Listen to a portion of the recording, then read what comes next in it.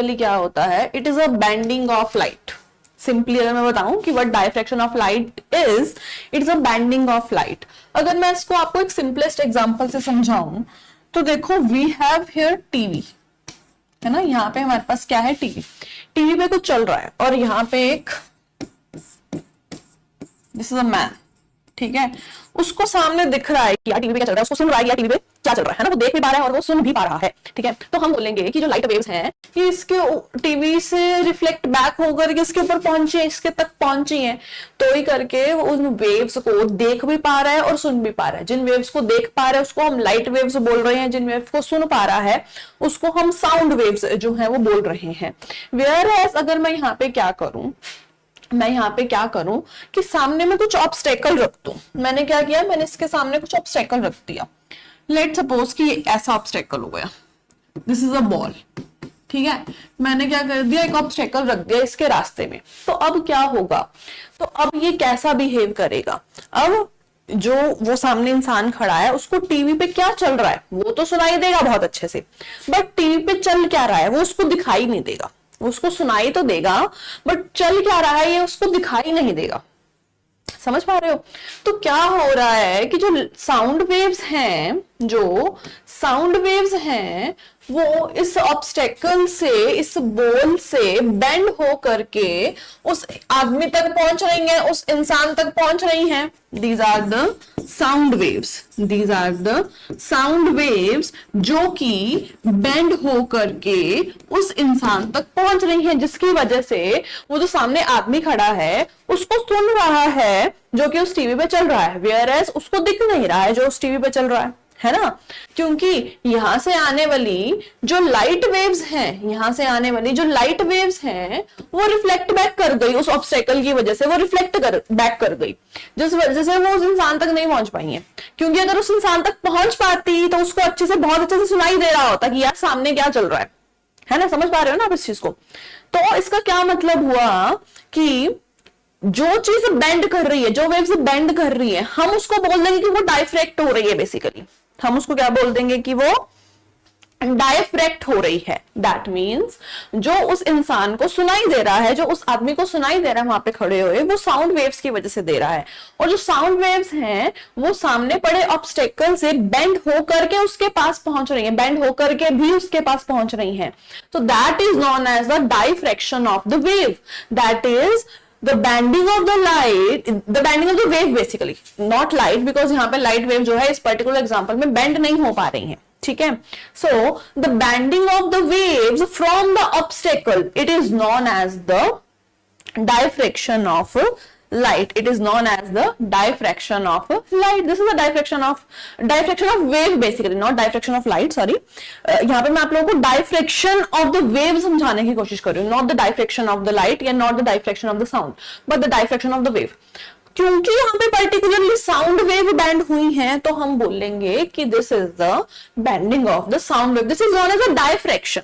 जब light wave bend होगी from the obstacle तो हम बोल देंगे कि यार वो हमारे पास क्या हो रहा है, डायफ्रैक्शन ऑफ द लाइट हो रहा है। अगर मैं इस ऑब्स्टेकल का साइज लेट सपोज कि छोटा कर दूं, अगर हमारे पास ये पर्टिकुलर ऑब्स्टेकल जो है वो छोटा हो जाए कि यहाँ पे टीवी है, इसके सामने जो ऑब्स्टेकल है वो छोटा है, ये यानी कि ये जो बॉल है ये छोटी हो गई, ठीक है, और यहाँ पे जो सामने इंसान खड़ा है, अब क्या होगा, उसको यहाँ पे इस पर्टिकुलर टीवी से आ रही साउंड भी सुनाई देगी और इस पर्टिकुलर जो टीवी है उसके ऊपर चल क्या रहा है वो भी दिखाई देगा, है ना। तो दैट मीन्स अगर ऑब्स्टेकल का साइज मैंने यहाँ पे छोटा कर दिया तो मुझे क्या ऑब्जर्व हुआ, I will observe that the bending of the light and the bending of the sound as well, दोनों ही हो रहे हैं, the bending of the light waves and also the bending of the sound waves.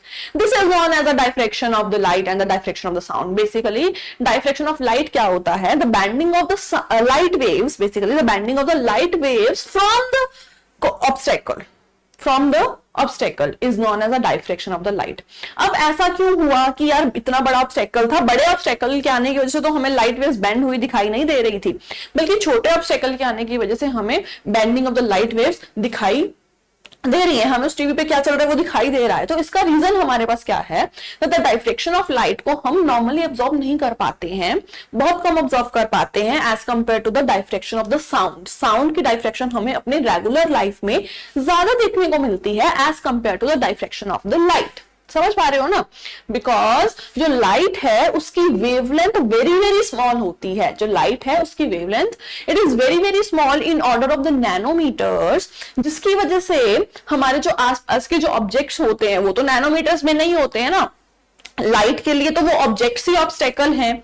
तो क्या होता है, diffraction को ऑब्जर्व करने के लिए, whether it is for the sound and whether it is for the light, basically diffraction को observe करने के लिए हमारी जो मेन कंडीशन है वो ये है, दैट इज द ऑब्स्टेकल का जो साइज है it is comparable with the wavelength of that particular wave जिसका हमने डायफ्रेक्शन देखना है। अगर मैं यहाँ पे स्पेसिफिकली लाइट की बात करूं, डायफ्रेक्शन ऑफ लाइट की बात करूं, तो द डायफ्रेक्शन ऑफ लाइट को देखने के लिए the size of the obstacle it is approximately equals to the wavelength of the light, या फिर in order of the wavelength of the light.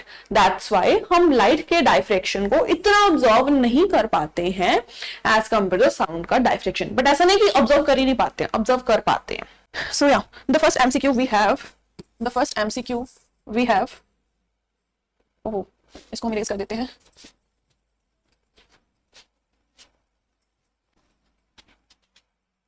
देखिए फर्स्ट एमसीक्यू आंसर दिए, जल्दी से क्या लिखा हुआ पढ़ो।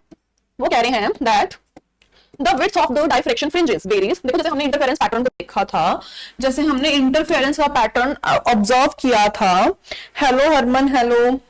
तो जिस तरह हमने इंटरफेरेंस का जो पैटर्न है ऑब्जर्व किया था ऑन अ स्क्रीन, इंटरफेरेंस का पैटर्न हमने कैसे ऑब्जर्व किया था कि जो सेंट्रल है वो मैक्सिमा है एंड देन फर्दर कॉन्सिक्वेंटली उसके अंदर मैक्सिमा मिनिमा का जो पैटर्न है हमें दिखाई दे रहा है। सिमिलरली जो डायफ्रेक्शन पैटर्न है वो भी इस तरह से ही होता है, बट थोड़ा सा अलग होता है ऑब्वियसली इंटरफेरेंस से। डायफ्रेक्शन के पैटर्न के अंदर क्या होता है कि हमें सेंटर के अंदर जो ब्राइट फ्रिंज दिखती है उसका जो फ्रिंज विड्थ होता है वो नॉर्मल से ज्यादा होता है, मतलब ट्वाइस द अदर मैक्सिमाज होता है। ठीक है, कि हम थ्योरी में बहुत अच्छे से पढ़ चुके हैं। तो the width of the diffraction fringes varies as the width of the diffraction fringes varies as it is directly as the distance between the slit and the screen, it is inversely as the wavelength, directly as the width of the slit, या फिर inversely as the size of the source from which the slit is illuminated। बताओ भाई। हाँ, very good Harpreet, बिल्कुल सही कह रहे हो आप। Beta is equals to lambda D by D. तो हम इस फॉर्मूला से देखेंगे beta is equals to lambda D by D, where lambda represents the wavelength, बड़े वाला जो डी है it represents the distance between the screen and the slit and the small D represents the distance between the slits. तो इससे हमें ये पता चल रहा है कि जो हमारा फ्रिंज विड्थ है it is directly proportional to the wavelength, directly proportional to the D which is the distance between the slit and the screen, and small D इसके साथ इनवर्सली प्रोपोर्शनल में आता है, ए है। दैट इज डायरेक्ट, क्योंकि इन चारों में से एक ही ऑप्शन जो है वो सेटिस्फाई कर रहा है, which is directly as the distance between the slit and the screen, है ना। बाकी के अंदर तो कुछ आ ही नहीं रहा है एज कंपेयर टू दिस। सो यहाँ इसका ऑप्शन नंबर जो ए है वो करेक्ट हो जाएगा।